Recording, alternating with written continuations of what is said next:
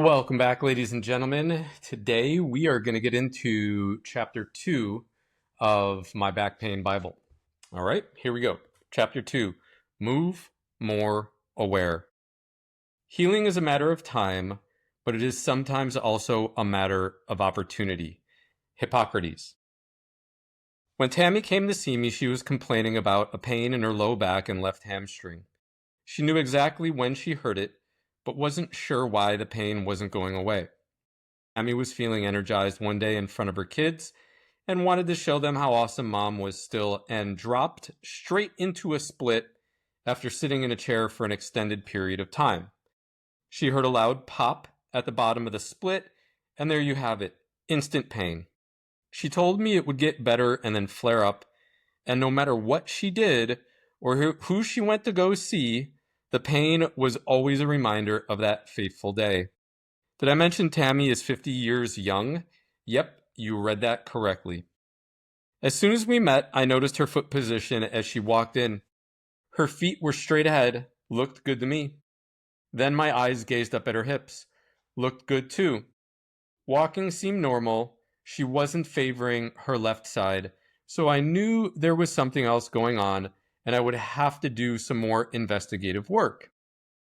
As we sat down to talk, there it was, but I reserved judgment and waited a little bit longer. When we stood up after our conversation, there it was again, and that's when I stopped her. When Tammy was calling upon her left leg to produce force, she was favoring it, shifting her hips over to her right side. So I asked her if squatting hurt her hamstring, and she said not really. It only radiates pain when she is sitting. My guess was that this movement fault had created a weakness where her glute and hamstring muscles crossed in her left leg. Dropping into a split with zero warm-up was obviously too much for it to handle. As we started our mobility session, I reinforced proper movement to Tammy and told story after story about how we as human beings need to be more aware of our movement. Faulty movement patterns create tight, weak muscles that are resistant to our own movement. Oftentimes, we may not even be aware of them until injury occurs. Tammy's job until our next appointment was to orient her hips correctly every time before sitting and standing. This included getting into and out of bed, her car, and any time she took a seat. When she came back, her first comment was about how hard it was to be conscious of her movement at all time. I agreed and told her how frequently people come in to see me and tell me they can't squat because their knees hurt. Then I asked them to demonstrate a proper squat and become horrified by what I see. I tell them my knees hurt just watching. I tell people it is never the 25 to 50 repetitions you do in the gym that hurt you. It's the 99,000 bad repetitions you do outside of the gym. Another fact is that most injuries in the gym occur at lower than 60% of that person's heaviest weight lifted, which means they were taking their movement for granted and not paying attention to their form. I corrected Tammy's hips and released the death grip her glute had on her hamstring, and the pain went away in 3 weeks. In this chapter, we are going to cover common movement faults, what happens in our body as a result, and how we can move more aware. So this is going to be a little bit of an oversimplification of the complex process that the body goes through when we move. But we want to look at my hands, my fingers, more importantly, like M lines and Z lines in the muscle, okay? And as the muscle gets activated, these guys contract and then they expand. They contract and then they expand. Over time, when we get a little bit of an adhesion due to a movement fault or an injury, something that happened a really long period of time ago, or maybe even happened just yesterday, okay, what ends up happening is these layers get glued, and now we get a muscle that's trying to function like this. And you can see how that dysfunction will create even more dysfunction going on up the chain, or especially just in the muscle itself. So this is what happened with Tammy, sitting really long period of time, maybe sitting, where one foot is under the other leg, or just sitting in a really funky position. We start to create pressure in an area. It gets tight, it gets all gummed up, and now that area is working like this. Now Tammy drops into a split in a split second, okay? And this area right here isn't moving very well. It's going to put a lot of strain on the area that is moving well. And what ends up happening, we get a release somewhere, sometimes in that adhesion. Sometimes the release occurs in the distal or the further portion of the tendon, or in the proximal or the closer portion of the tendon, okay? And what ends up happening? We get pain as a result. That area will inflame, flare up, okay? And we just have more pain.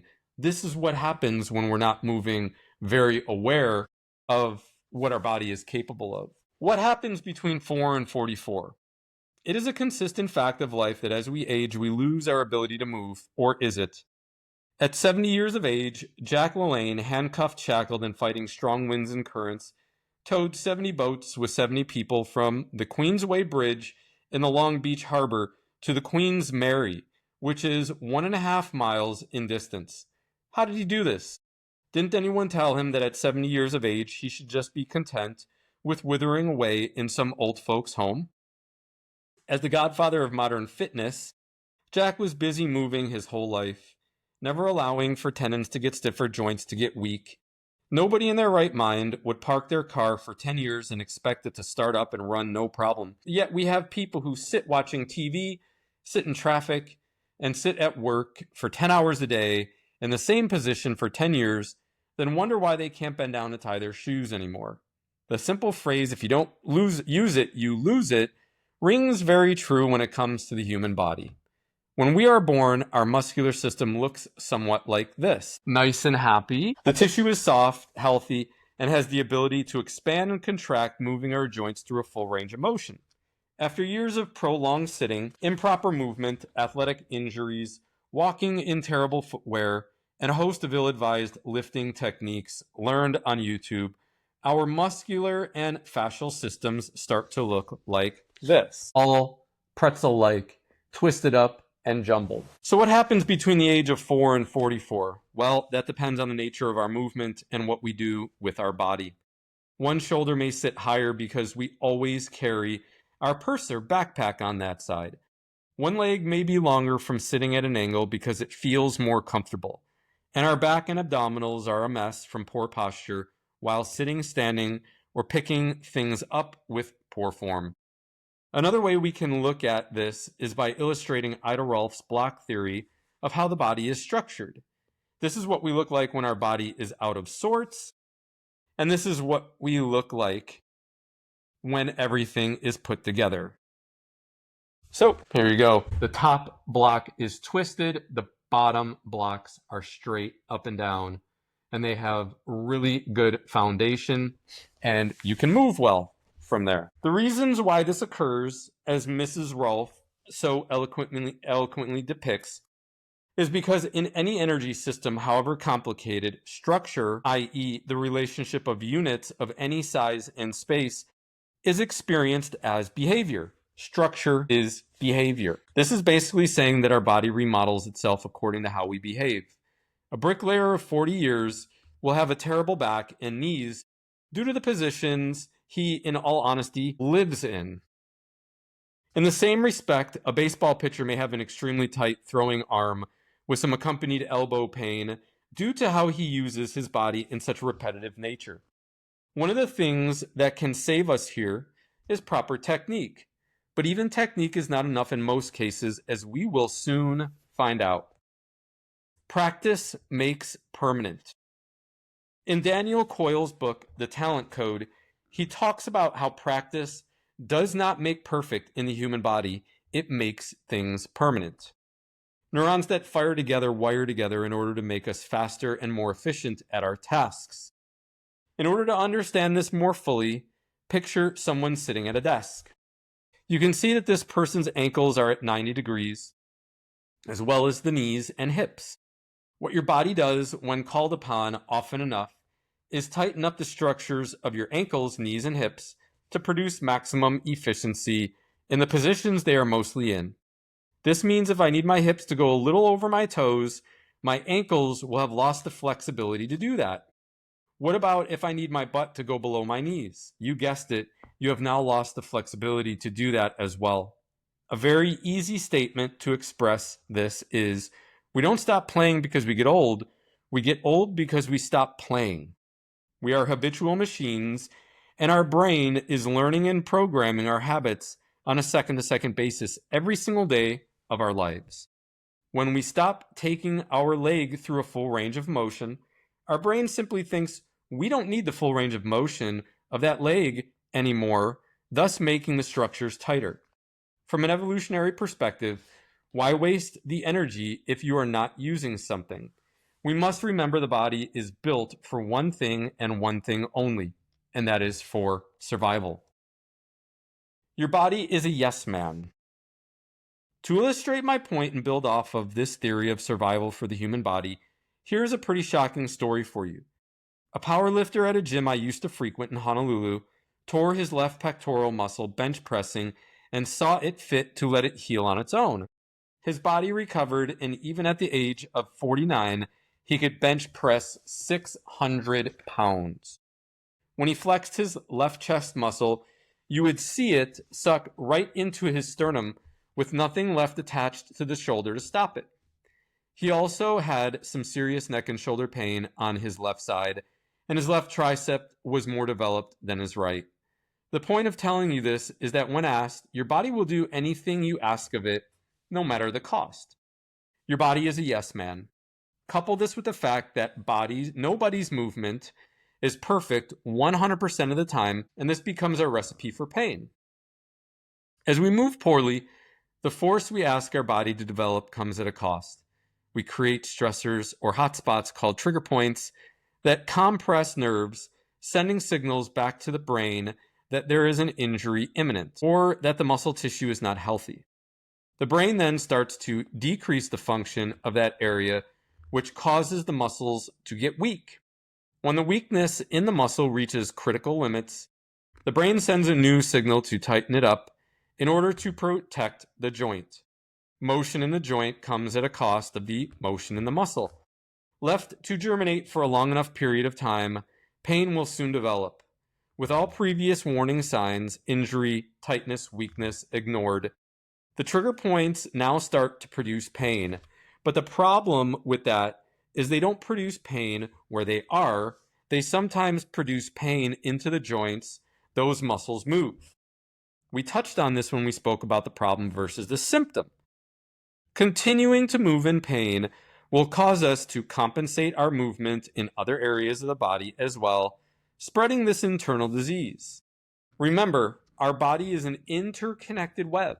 Putting pressure on any one area is asking the whole body to compensate its movement, not just that specific joint. An article by Dale G. Alexander, PhD, called Muscle Energy Technique, an evaluation and treatment model for somatic dysfunction, states that it has been estimated that restriction of one major joint in the lower extremity can increase the energy expenditure of normal walking by as much as 40%. And if two major joints are restricted in the same extremity, by as much as 300%.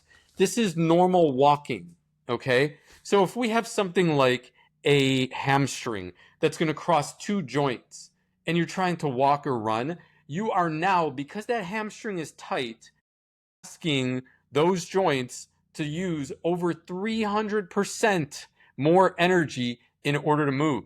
And you wonder why, as we get older, we start to get slower or less powerful, okay? I mean, it's just not, oh, I have a tight hamstring, ha ha ha. It's, I have a tight hamstring and I'm literally 300% less capable on this side. I have to use more energy in order to do the same amount of work. That's insane, insane. So let's say you have a tight left hamstring, a muscle we know crosses the hip. I just explained all that to you. I'm not going to read it. If your back is tight, is it any wonder why it starts to burn and be uncomfortable while we sit in traffic or stand in a line at the mall for hours on end? The simple fact is tight muscles are unhealthy. They are toxic and sick from not having the space for the capillaries to transport metabolic waste.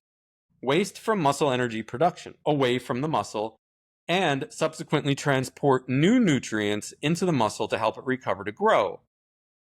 To illustrate this further, it would be like walking around with a limited air supply every day.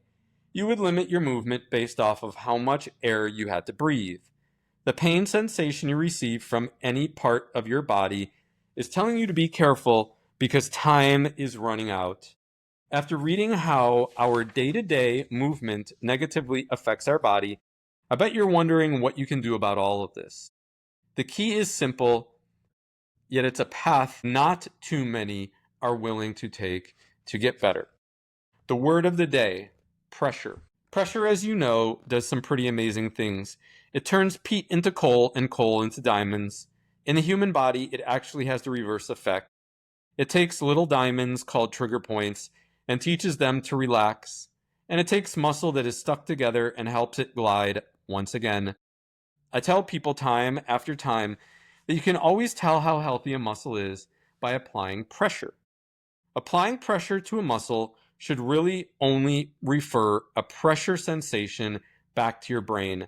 If you apply pressure to a muscle and get a pain response back, we now know that muscle is irritated and has some unhealthy characteristics to it. The byproducts of muscle energy production are acidic to the nerves. When musculature becomes tight, it is harder for the circulatory system to get healthy blood into the muscle and export waste out of the muscle. This creates a toxic environment that can cause atrophy, a decrease in the size of the muscle, tightness, and ultimately pain. It is worth noting again to keep at the forefront of our mind that pain is a lagging indicator. It really is the last piece of the puzzle. Most people think pain is just the beginning, but it is far from it. Pain is telling you something is breaking or already broken. It's not telling you you have time yet to push yourself. Even though I recommend training through your recovery or recommend using strength movements to garner yourself back to health, we need to realize that we are not smarter than 4 million years of evolution. If we're in pain, we need to slow down. So I tell people, while you're doing all of the mobility work and then you go and exercise, you can push yourself between a pain point of 4 and 6. Okay? You don't have to stop moving. You don't, I feel a little bit of pain. I can't do anything. No. All that's going to do is prolong you getting better. Okay? So we need to be smart about this. If the pain's an 8 or a 9, stop. Whatever you're doing. Okay? I wouldn't even recommend doing it with lighter weight.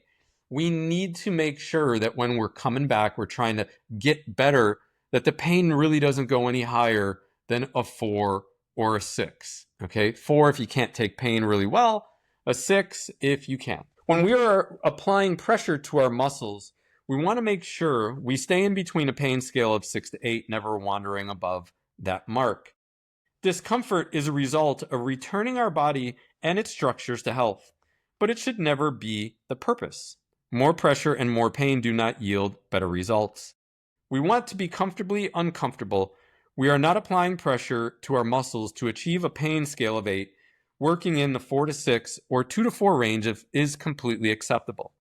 The reason for this is because when we reach a significant pain threshold, our body fires our sympathetic nervous system, which tells our body to fight against what we are doing. The alarm bells tell our brain to lock up the muscle, and since the strength of our muscles is easily greater than any amount of pressure we can apply, by continuing to do so, we are wasting our time and energy. You could be using a hammer and chisel, and you still will not be able to make a change to the muscle. One of the key aspects that make my approach unique is making sure we always move when applying pressure to our muscles. The human body heals through movement, not through stabilization or immobilization. Even something like going for a relaxing barefoot walk in the park or on the beach can calm the central nervous system by grounding ourselves to the magnetism of the earth and promote healing. Lying in bed or on the couch for days should be archaic and a thing of the past, but there are still some people that believe rest is the answer. Now is the time to get excited. We have one more chapter to go through that will define and help us understand this amazing approach that will put your blocks back in order and return your fascial system to its resting tensegrity. Your pain will soon be a thing of the past. Okay, so a lot of practitioners that I visited when I was going through my own pain, they would all say the same thing. It was a broken record no matter who I went to. After the session, they would say, go home, rest, drink lots of water. I tell people, go home, go for a walk, drink whatever you want, okay? Go in the pool, maybe even go for a light jog, hop on something like an Airdyne, or do some light rowing if you have a rower, okay? Movement heals, ladies and gentlemen. Movement heals. Not doing something and then just resting and laying on the couch.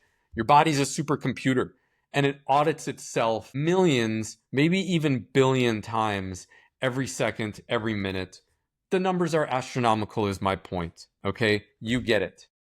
So we don't want to put the fix in and then go lay down. We want to put the fix in because what that does is it starts to get the body's myofascial system that's connected to the brain, that's connected to the field, okay? It starts saying, hey, instead of being stuck over here, that's loose, and now I can move freely there. You go lay on the couch or you sit down at your desk and we start typing or reading like this, okay, all collapsed.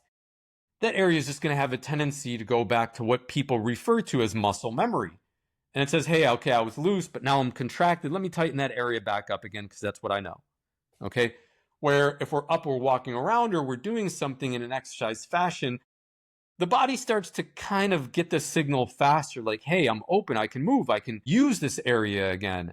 And the pain starts to go away and stay away, and we feel better. Which moves me to my next point. Ask the coach, can I exercise through all of this? This is a question I get all too often. Most people think that because something is hurt, or if we are trying to fix something in the body, that we need as much rest as possible. This is completely false. Like we said in chapter 1, your body is a closed loop. This closed loop contains a pump, your heart, a transporter system, your blood vessels, and something to be transported, your blood and its contents. Your blood contains all the properties necessary to alleviate your pain and restore the elasticity to your muscles and the plasticity to your fascia.